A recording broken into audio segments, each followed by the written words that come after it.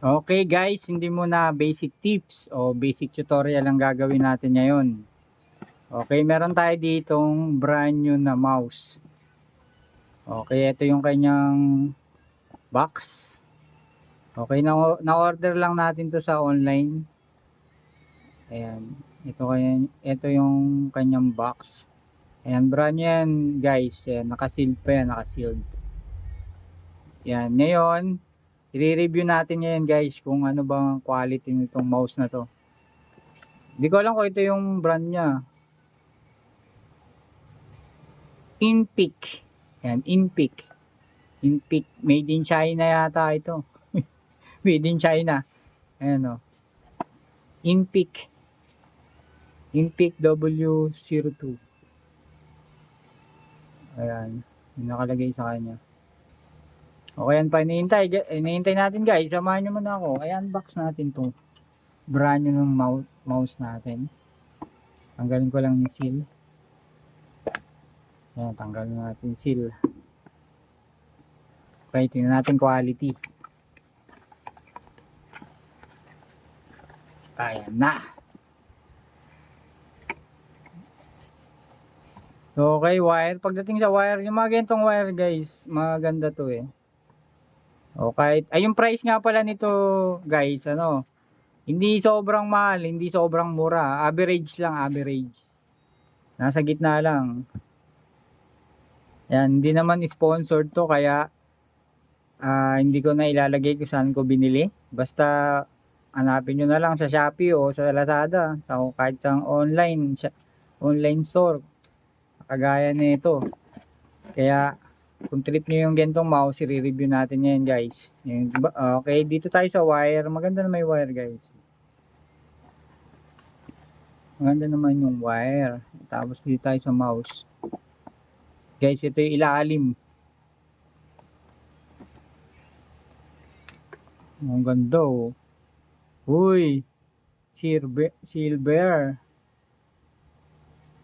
Ito maganda to guys. Ito yung may mga click yan. Forward and back to alam ko eh. Forward and back. Tapos meron pa ditong pindutan. Ito lang ko sa mouse to. Sa mouse yung arrow niya. Pwede mong bagalan, pwede mong bilisan. Ito yata yun na. Pero hindi ako sure kasi bihira lang ako gumagamit nito eh. Nakikita ko lang, pagkakaalala ko lang at parang nakikita ko lang sa bunso ko. Parang ito yata yung ginagamit niya. Sa kabila, wala naman. Ito. Pero ito sure ako, back and forward to guys. Sa kamay, pag kiniklik nyo yung left saka right, walang tunog. Walang tunog. Hindi katulad ng isa kong mouse na ano, Pantec. Ayan. Pantec. Guys, baka Pantec yan. Hindi, pero hindi naman ganun kamahal yung Pantec. Pakinggan nyo yung Pantec guys. Diba may tunog? Tapos simple lang yung RGB light niya. Ayan. May tunog oh. Diba? Ito wala. Tahimik. Oh. Wala kayong marinig no? Oh, pero brand new yan. Sigurado working yan. Quality guys. Hindi mo mapagkamalang ano eh. Hindi mo mapagkamalang average lang yung price niya. Hindi naman sobrang mura to guys. Pero hindi naman sobrang mahal. Quality maganda. Ito mukhang RGB lights yan. Kaya para malaman natin kung working yung ilaw niya o kaya kung gaano kaganda yung ilaw, sasaksak natin sa laptop guys. Sako muna guys para makita natin.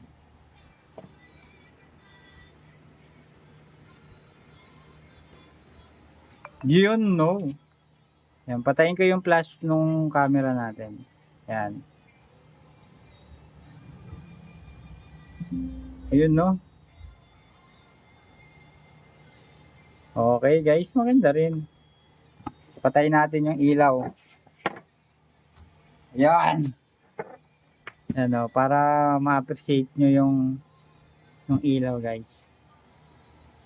Okay. Maganda sa kamay. Mukha namang hindi ka mangangawit. Ayan. Okay guys, kung gusto nyo yung gantong mouse, hindi to sponsored guys ha. Kahit saang shop kayo bumili, okay na okay lang. Ayan. Ganda.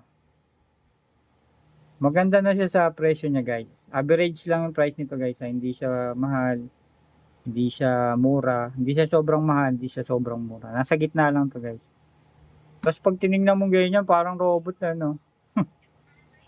Parang ano eh. Parang mukha ng robot eh. Ganda eh. Kung di ka naman maselan, pwede na to guys. Pwede na to sa mga beginner. Okay, kasi kung bakit ko nasabi, meron tayong authentic na mouse, meron tayong authentic na keyboard, meron din tayong Morita na mouse, Morita na keyboard. Lahat 'yan nagkakaroon tayo kasi more on tutorial tayo, guys. Gusto ko na experience lahat ng quality ng maganda, medyo maganda, saka yung pinaka hindi maganda. Yan, gets nyo na yan guys. Kaya pag bibili uli ako, madali na sa akin kung alin ba talaga yung pag bibili ako ng kuwari, bibili ako mouse o keyboard, tapos gagamitin ko personally para sa akin lang. Alam ko na kung ano bibiling ko siyempre guys, yung maganda siyempre. Ayan, yun ang advantage ng binibili mo lahat, mahal, mura, medyo mura. Okay, hindi naman nasasayang yun kasi nilalagay natin sa shop yung mga mouse. Kaya, o kaya minsan binibenta natin pag may bibili. Okay, yun lang guys. Ito yung box nyo. Pag gusto nyo order kahit saang online. Ayan. Pag nakita nyo yung ganyan, ito quality niya. All goods naman para sa akin. Kaya so, wag kayong mag-expect ng sobra-sobra kasi hindi siya authentic guys ha. Pero, okay na. Palag na yan. Medyo mabigat din naman siya. Okay. So yun lang guys, at abang-abang lang kayo sa mga basic tips at mga basic tutorial pa na gagawin natin. Saka mag-update ako sa shop natin guys kasi tapos na. Kumbaga, i-flex ko sa inyo. Okay guys, let's go. Gamitin ko na to. Ang angas, ang ganda.